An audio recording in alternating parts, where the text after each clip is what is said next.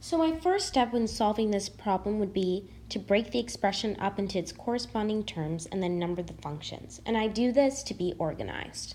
So we first have 8, 2, 3, then a bigger term, 8, 1, 7, and within that we have 8, 1, 2, and then another big term, 1, 2, 3, and within that we have 2, 3.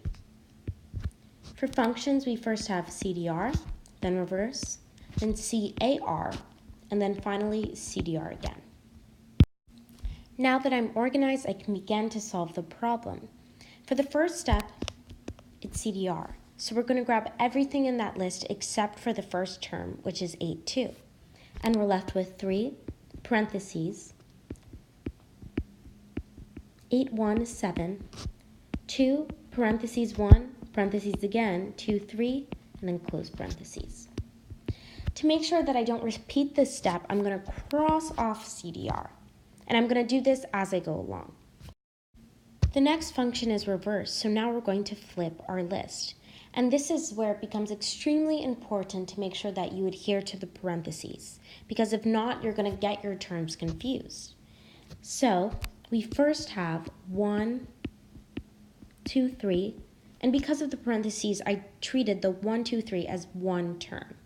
Then we have 2, then we have big parentheses, 8, 1, 7, sorry, I forgot the parentheses, and then finally 3. And now I'm going to cross off reverse to make sure I don't repeat that. For the third step, we have CAR. So now we are going to grab the first term within the list. And that's 1, 2, 3. And I'm going to cross off CAR. Then finally, we're going to do CDR. So we're going to take everything except for the first term in the list, and the first term in the list is 1. So we're just left with 2, 3. And as a final check, we've done as many steps as there are functions, so we know that 2, 3 is the correct answer.